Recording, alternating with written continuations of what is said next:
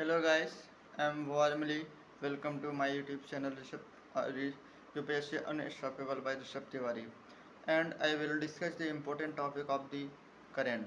This is a hot topic. What G20? G20 meeting in India in 2023.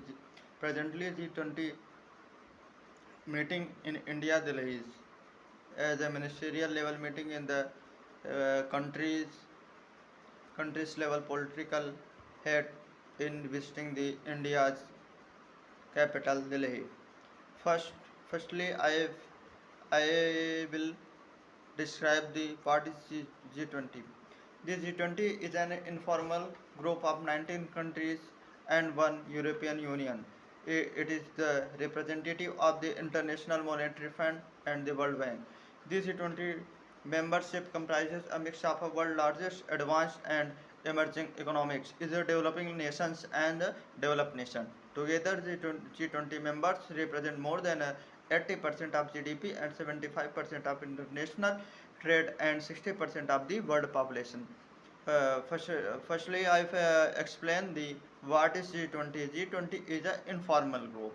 That is a G20 is an informal group, and which is member state 19 countries and European Union.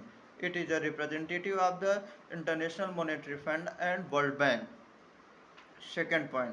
The second point is G20 membership comprises mix of the world largest advanced and emerging economics. Together, the G20 members represent the more than 80% of the world GDP and 75% of international trade and 60% of the world population.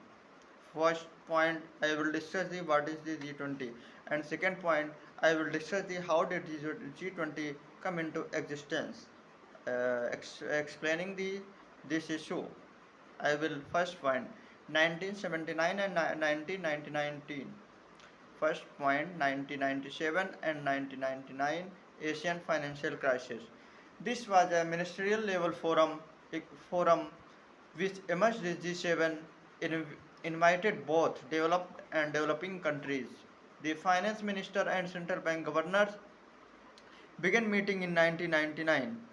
Second point, amid 2008 financial crisis, the world saw the need of a new consensus building at the highest political level. It was decided that the G20 leader would begin meeting once annually. Hence, first point 1997 and 1999 Asian financial crisis. Second point amid 2008 financial crisis. Third point. Third point I will discuss the G20 works, which together the G20 works and actions. The G20 works of divided into two tracks. First track, the financial track. Financial track. I will discuss the financial track. Comprises all meeting with G20 financial ministers and central bank governors and their deputies. Meeting several times throughout the year, they focus on monetary and fiscal issue, financial regulation, etc. Uh, अर्थात the financial track companies, yeah, the financial track comprises all meeting with G20 finance minister and central bank governor and their deputies, meeting several times in a year throughout in a year, focus on a monetary policy and fiscal regulations and financial regulation. Second point, the Sherpa trap focuses on border issues such as the political engagement, anti-corruption and development energy etc. Hence, each G20 country is represented by its Sherpa, who plans, guides, implements on behalf of the leader of their respective countries. Third main important point, who are the member of G20? Number of nations who member in G20.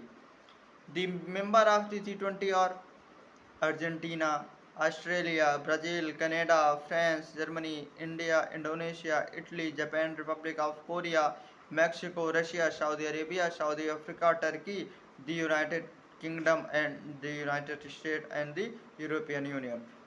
I will second time revise. The member of G20 countries are Argentina, Australia, Brazil, China, France, Germany, Indonesia, Italy, Japan, Republic of Korea, Mexico, Russia, Saudi Arabia, South Africa, Turkey, the United Kingdom, and the United States and the European Union. Second point, Spain as a permanent non-member invitee also attend Leaders Summit. Fourth most important point, what is the structure and functioning of G20? The G20 presidency rotates annually according to a system that ensures a regional balances over time. Second point, for the selection of a presidency, the 19 countries are divided into 5 groups, each having no more than 4 countries. Hence, for the selection of a presidency, the 19 countries are divided into 5 groups, each having no more than 4 countries. The presidency rotates between each group. Every year, the G20 selects a country from another group to be a president. India is in group 2, which also has Russia, South Africa, and Turkey. Second point, the G20 does not have a permanent secretariat or headquarters. While other groups are a permanent secretariat and headquarters, but G20 does not have a permanent secretariat or headquarters. Instead of the G20 president are responsible or bringing together the G20 agenda in consultation with other members and is in response development in the global economy. Third point, third most important point in the fourth main point. This point is a trioca. Trioca, which is meaning is trioca. There I will explain. Every year when a new country takes on the presidency, it works hand in hand with the previously presidency and the next presidency, and this is collectively known as a trioca. Second time I will learn. I will read trioca. Every year when a new country take on the presidency, it work hand in hand with the previous presidency and the next presidency, and this is collectively known as a trioca. Trioca, what will ensure trioca?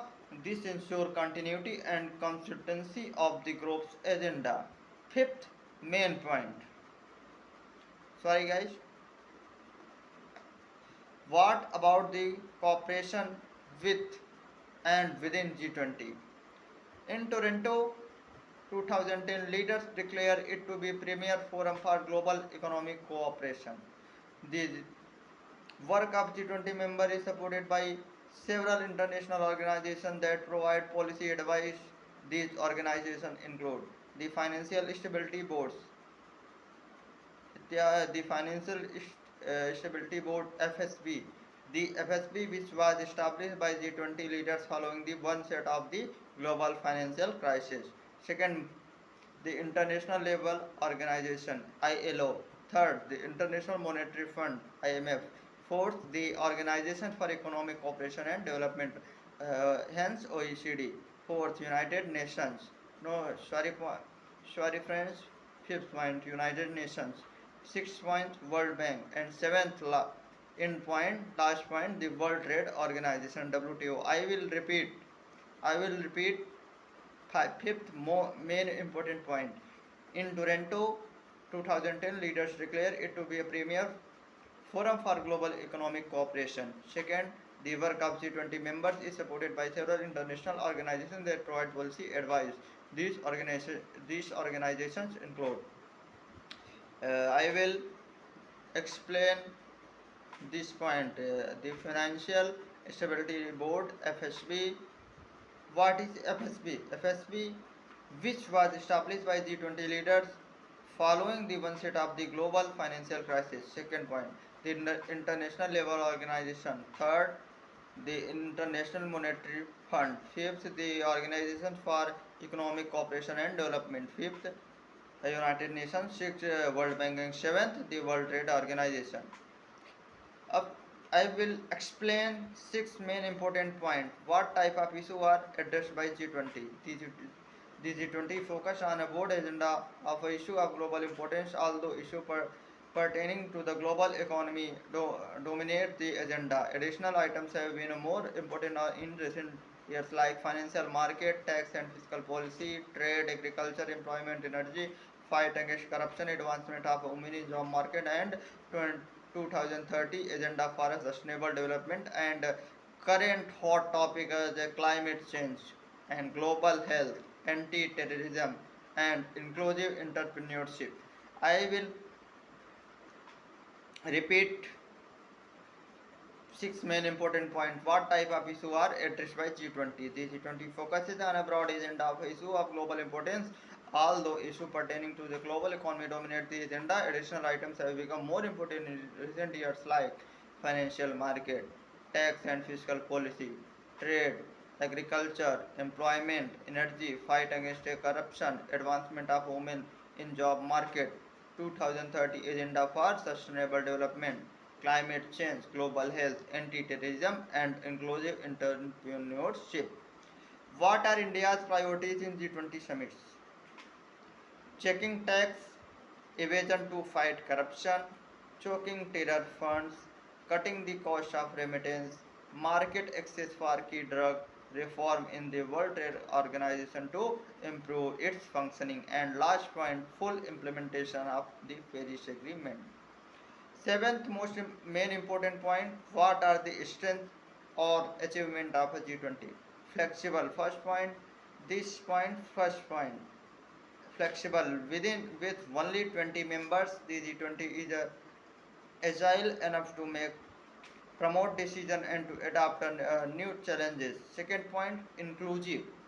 The inclusion area of invited countries, international organizations, and civil societies organizations through engagement groups allow for a broader and more comprehensive perspective when assessing global challenges and building consensus to address them. Third point, coordination action. The G20 has a third most important point, coordinated action. What are the coordinated action? The coordinated action, G20 has also played a crucial role in strengthening the international financial regulatory system, including better coordination across countries. Fourth point, facilitated and increasing lending from multilateral development banks of US dollar to 35 billion at a time when private sector shows a financial were diminished.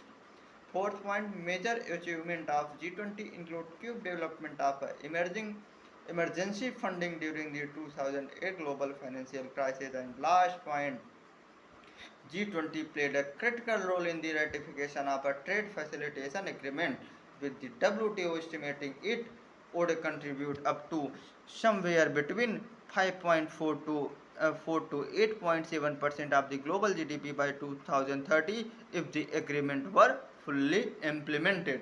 And a seventh most important point, what are the challenges faced by G20? First challenge, no enforcement mechanism.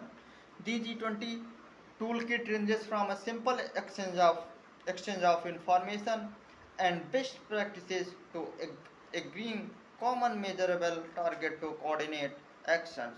None of the none of this is achieved without consensus, nor is it enforceable except for the incentive of a peer review and public accountability. Second point, not legally binding. DG20 are laws are not legal binding. I will explain the what is legally blind binding. The decisions are based on discussion and the consensus which culminates in the form of a declaration.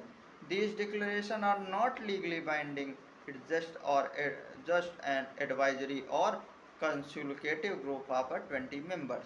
And third point, polarization of interest. Russia and Ukraine president Russia and Ukraine conflict, that is polarization of a G20, and US has already demanded to not invite Russian president, or US and European countries should boycott his address. These are challenges in G20, and what could be the way forward? The way forward point is two, three main points. The G20 cannot be a panic for the world problems, but over the past 10 years, the G20 has been an important forum for international cooperation, mainly economic cooperation. Effectively, global governance like the G20 is essential as rising power seek opportunity to influence and contribute to the global order. And third point, the G20 strengthen the partnership with international organizations such as the IMF, OECD, WHO, World Bank and WTO. And fourth point is use of dialogue and diplomacy should be carried out to resolve issues like Ukraine-Russia conflict, difference between Russia and the West. And fourth point is that India should focus upon utilizing the G20 2023 meeting as a platform to raise discussion on issues as aggressive trade barriers, sanctions, inter-country conflicts, and advocate for a global peace and cooperation. Last point I will discuss the all most important point in the G20. I will next video in explain the presidency of India in 2023 G20. Finally, friends, I will pleased to please guys my channel will be your rising, my rising, your rising. I will pleasely welcome for new members to subscribe, share and like. धन्यवाद.